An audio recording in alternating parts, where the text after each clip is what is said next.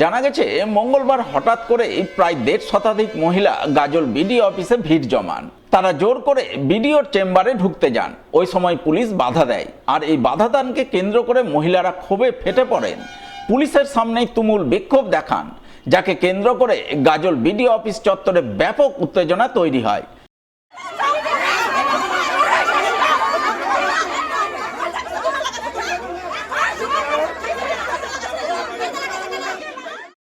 ক্ষুব্ধ মহিলাদের অভিযোগ, তারা অফলাইন এবং অনলাইনে অন্নপূর্ণা যোজনার সুবিধা লাভের জন্য আবেদনপত্র জমা দিয়েছেন, কিন্তু তারা এখনো প্রকল্পের সুবিধা পাননি। তাদের অ্যাকাউন্টে প্রকল্পের টাকা ঢোকেনি।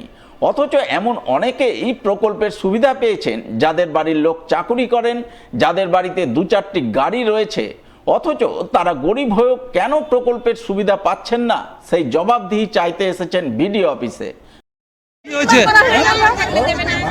অনলাইনে করলাম বলছে হয়ে যাবে, অনলাইন থেকে অফলাইনে করলাম বলছে হয়ে যাবে। যে বাড়িতে চাকরি আছে তার বাড়িতে প্রত্যেক বাড়িতে ঢুকেছে, যার 3-4টা গাড়ি আছে তার বাড়িতে ঢুকেছে। আমার বাড়িতে কিছু নাই, কেন ঢুকছে? এটাই চাই যে সরকারের কাছে ঢুকলে সবার ঢুকুক, ভালো করে আমরা লক্ষ্মী ভান্ডার টাকা পেতাম, আর এখন অন্নপূর্ণা ভান্ডার হওয়ার কারণে অন্নপূর্ণা ভান্ডার আমাদের ঢুকছে না। একসঙ্গে সবাই ফর্ম ফিল আপ করে 3বার করে জমা দেওয়া হয়েছে। একবার অঞ্চলে করেছি, একবার ব্লকে করেছি, একবার অনলাইনে করেছি। কবার করে আমরা অনলাইনে এসে ফর্ম ফিল আপ করবো? আমরা এই তোমার অনলাইন অন্নপূর্ণা ভান্ডারে টাকা না পাওয়ার কারণে আমরা এখানে এসেছি। আবার অনেকের অভিযোগ, তারা প্রথম মাসে প্রকল্পের টাকা পেয়েছেন, কিন্তু এই মাসে প্রকল্পের টাকা ঢোকেনি। কেন ঢোকেনি তার কারণ জানতে এসেছেন। আমরা ব্লকে এসেছি, এর আগের মাসে অফলাইন 12 পাতা ফর্ম জমা করেছি, ব্লকেই করেছিলাম। সেখান থেকে এর আগের মাসে আমার এবং আমার মা দুজনেই টাকা ঢুকেছে, কিন্তু এই মাসে টাকা ঢুকেনি। কেন ঢুকেনি? যদি আমাদের ভুল থাকতো তাহলে আগের মাসে ঢুকতো না, এক মাসে ঢুকে আবার এবার ঢুকেনি, ওটাই জানতে। কি দেখছেন ভিড়? কতজন মহিলা মোটামুটি এখানে আছে? কিছুটা তো চলে গেল, এর আগেও ছিল, অনেকে ছিল, আছে মোটামুটি। সবারই কি প্রবলেম? সবার অনেক কারো রিজেক্ট দেখাচ্ছে, অনেক কারো পেমেন্ট ফেলিওর দেখাচ্ছে। যেমন আমার কেসটা এই মাসে দেখাচ্ছে পেমেন্ট ফেলিওর। সেটা কি করে হতে পারে? এর আগের মাসে টাকা ঢোকার পরেও, ওটাই জানতে। এদিন মহিলাদের এই ক্ষোভ বিক্ষোভের ঘটনার জেরে গাজল বিডিও অফিসে ব্যাপক উত্তেজনা তৈরি হয়। পরে গাজলের বিডিও, জয়েন্ট বিডিও সহ গাজলের বিধায়ক চিন্ময় দেব বর্মন মহিলাদের বুঝিয়ে সুঝিয়ে পরিস্থিতি নিয়ন্ত্রণে আনেন। পরিস্থিতি নিয়ন্ত্রণে আনার পর জয়েন্ট বিডিও মাইক হাতে ঘোষণা করেন, অন্নপূর্ণা যোজনায় যে সমস্ত আবেদনকারী এখনো টাকা পাননি, তাদের আবেদন অনগোয়িং এনকোয়ারি প্রসেসে রয়েছে। সমস্ত যোগ্য উপভোক্তারাই প্রকল্পের সুবিধা পাবেন।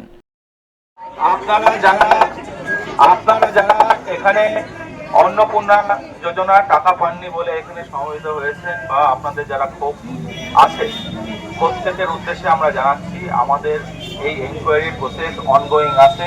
যারা যোগ্য ব্যক্তি আছে, যারা অ্যাপ্লিকেশন করেছেন, প্রত্যেকে আপনারা কিন্তু টাকা পাবেন। আমাদের যারা এনকোয়ারি করছে তারা গ্রাম অঞ্চলে করছে, প্রত্যেকে আপনাদের কাছে অনুরোধ, আপনাদের যে প্রসেস রয়েছে সেটা যদি একটু তাড়াতাড়ি করতে চান, আপনারা যে অ্যাপ্লিকেশন করেছিলেন সেই অ্যাপ্লিকেশনের কপি একটু আমাদের গ্রাম পঞ্চায়েতের অঞ্চল অফিসে গিয়ে জমা দিন।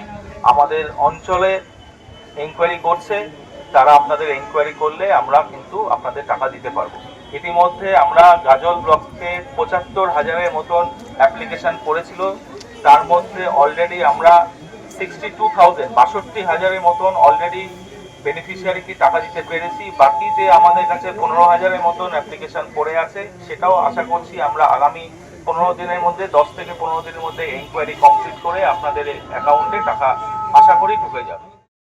অন্যদিকে অন্নপূর্ণা যোজনার সুবিধা না পেয়ে বিডিও অফিসে ক্ষোভে ফেটে পড়লেন সুবিধা বঞ্চিত মহিলারা। বিডিও অফিসের বিরুদ্ধে কাজ ঠিকঠাক না করা, সাধারণ মহিলাদের হয়রানি করার অভিযোগ তুলে বিক্ষোভ দেখালেন শতাধিক মহিলা। মঙ্গলবার এই ঘটনাকে কেন্দ্র করে ব্যাপক উত্তেজনা ছড়ালো মালদার চাঁচল 1 নম্বর বিডিও অফিসে।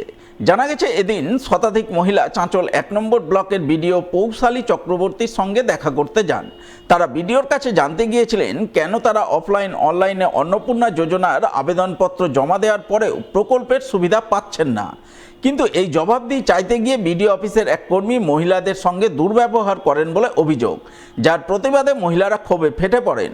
ক্ষুব্ধ মহিলাদের অভিযোগ, তারা যোগ্য হওয়া সত্ত্বেও এখনও প্রকল্পের সুবিধা পাননি, অথচ যারা যোগ্য নন তারা সুবিধা পাচ্ছেন, তাদের অ্যাকাউন্টে টাকা ঢুকে গেছে।